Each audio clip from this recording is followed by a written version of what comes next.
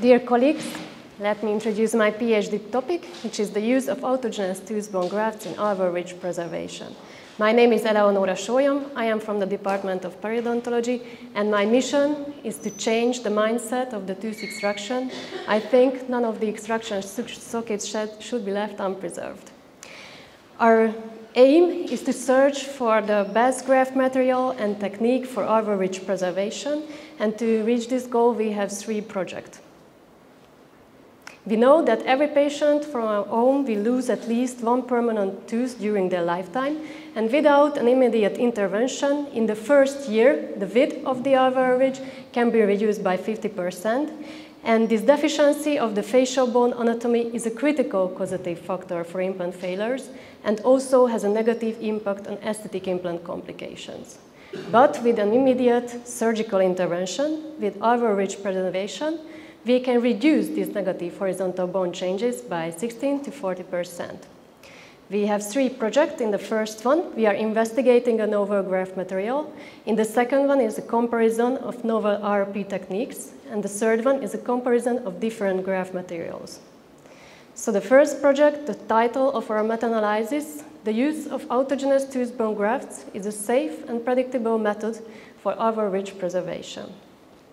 For alveolar ridge preservation, we can use lots of different graft materials. For example, the particulate bone graft materials. They can be xenografts, allografts, synthetic graft materials. They are really easy to use, but they only have the osteoconductive properties. And the newly formed bone proportion is changing between a wide range. It's from 30% to 45%. A novel graft material, autogenous tooth bone grafts, is a very good graft material and the new graft material for alveolar ridge preservation. It has a really easy and rapid workflow. We just extract the tooth, we clean it, we grind it, and we fill it back to the extraction socket. It not only has the osteoconductive, but also the osteoinductive properties. And the newly formed bone proportion can be 56% according to our preliminary studies. And not at least the price. So these particulate bone graft materials cost like 105 euros, and ATB costs like 41 euros. So our aim is to investigate whether autogenous tooth bone grafts can be just as reliable for alveolar ridge preservation as the other bone graft materials. So our clinical question is autogenous tooth bone grafts an effective way for ARP? The primary outcome is the changes in ridge width in millimeter, and the secondary outcomes are the histological outcomes. Our hypothesis that ATB can be as effective as other bone graft materials in preserving the width of the alveolar ridge, and it has a greater graft remodeling capacity compared to other bone graft materials. So we did a systematic search in 4 databases, and after the selection process, we have 8 eligible articles for the quantitative analysis. Let's see our results. Our primary outcome is the pooled mean of ridge width changes in millimeter. We know if the lower the ridge width change, then the wider the ridge, the alveolar ridge, and then the more predictable and safer the implant placement. The effect size is 0.72 millimeter. Without ARP, it would be 2.6 to 4.5 millimeter, and with xenografts, which are the gold standard, it would be almost 2 millimeter. So our first hypothesis that ATB can be as effective as other bone graft materials in preserving the width of the alveolar ridge is accepted. The secondary outcomes are the histological outcomes. There are lots of companies with thousands of protocols just to gain ATB, but we try to do a subgroup analysis according to the demineralization. So we have 3 subgroups: the undemineralized dentin matrix, the partially demineralized, and the demineralized dentin matrix. But the mechanical and biological differences between these 3 graft materials is not quite clear. That's why you will see there is a significant heterogeneity between these subgroups. But how we gain these histological outcomes? After the healing processes, we elevate the flap just to make the trephine drilling to take the core biopsy. And on the histological sample, we can find the residual graft, the nulliform bone, and the soft tissue or connective tissue proportion. So the first outcome is the pooled mean of residual graft proportion. We know if the lower the residual graft proportion, then the higher the bone implant contact, and more predictable the implant placement, because these encapsulated residual grafts could jeopardize the bone implant contact. The effect size was 11.61%, and with the xenografts it would be 30%. So our second hypothesis, that ATB has a greater graft remodeling capacity compared to other particulate graft materials, is also accepted. The second one is the pooled mean of nulliform bone proportion. It's logical that if the higher the nulliform bone proportion, then the higher the bone implant contact, and of course more predictable the implant placement.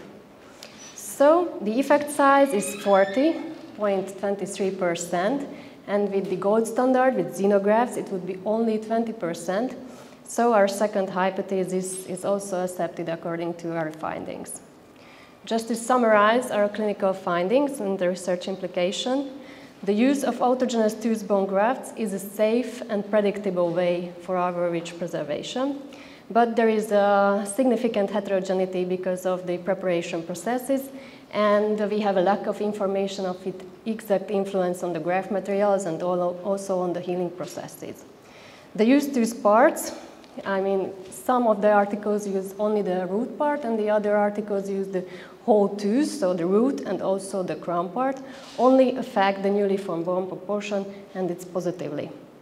We suggest for the further in vitro and clinical studies a more detailed inclusion criteria, RCTs with different processing methods, a detailed randomization procedures, and also a pre-specified analysis plan. Our manuscript status is under review for the journal. So our second project is a clinical radiographical histological evaluation and blood flow analysis of hard and soft tissue changes following average preservation.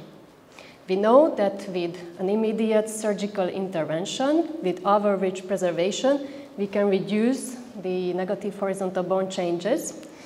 And we established a three-armed study. In the first group, it's a Socket-Seal group. We extract the tooth, and we grab some soft tissue from the hard palate and suture it above the extraction socket. The second one is the extraction site development plus Socket-Seal group, when we extract the tooth and we reconstruct the buccal bony wall with a xenogenic membrane, which is fixed with titanium pins to the buccal bony side. And then we grab some soft tissue from the hard palate and suture it above the extraction socket. And the third one is the XSD plus ATB plus Socket-Seal group. When we extract the tooth, we clean it, we grind it, we fill it back to the extraction socket. We also reconstruct the buccal bony wall with the xenogenic membrane, and we also grab some soft tissue from the hard palate and suture it above the extraction socket. So our question that are these novel techniques can be a predictable way for average preservation. The primary outcome is the changes in ridge width after 6 months, which is measured intraoperatively. Our hypothesis that XSD and XSD plus ATB groups are expected to have less pronounced horizontal weight losses, and XSD group is expected to produce the highest graft turnover. Our clinical implication, of course, is just to evaluate these techniques for RP. So the primary outcome, as I mentioned, is measured intraoperatively during the procedures and after 6 months, and there are several secondary outcomes.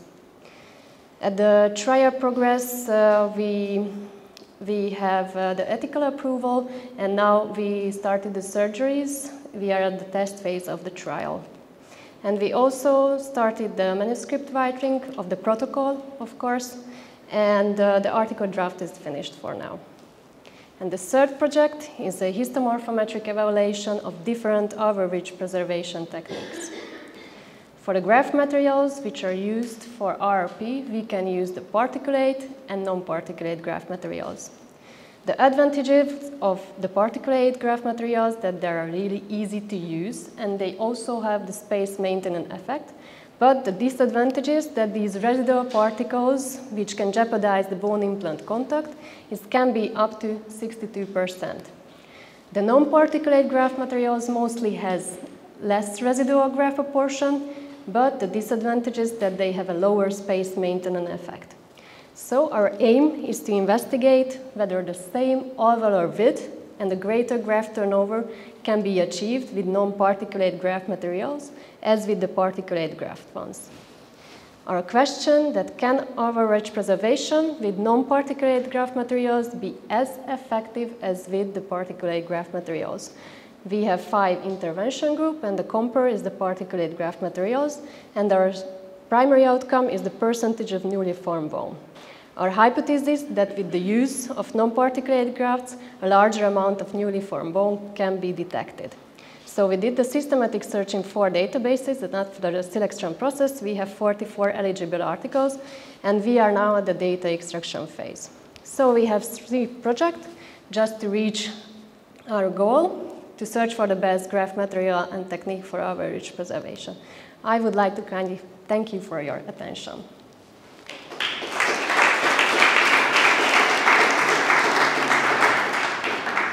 You mentioned at the beginning that ATV can be processed in different ways, all those up to demineralized version. And you said also the advantage is that it has, besides osteoconductive, it has an osteoinductive. Is that true for all kinds of preparation of these systems? Thank you for your comment and question. Is under investigation for now, as far as I know, in vitro and in vivo clinical studies as well. And it seems that the demineralization process can decrease these osteoinductive properties. If it's fully demineralized, then it can decrease it, but really this is under discussion as in the field as well. Okay, so it's a wide range. Yeah. Actually, I'm wondering, based on the last decade's results, do we really need osteoinductive methods to make our implants stable? Because the conductive methods were, they were not too bad. Yes, that's true. Thank you for your comment. Osteoconduction is great, but I think if we have more bone, and it's a stable bone, then it's better if we get a peri-implantitis, for example, because these encapsulated residual grafts can get more inflamed, as I would say. So sometimes when we get an inflammation, we just scrape away these inflamed and encapsulated grafts. So if we have a bone and more bone, a stable bone at the crestal level especially, then it can be better and more predictable for the implant.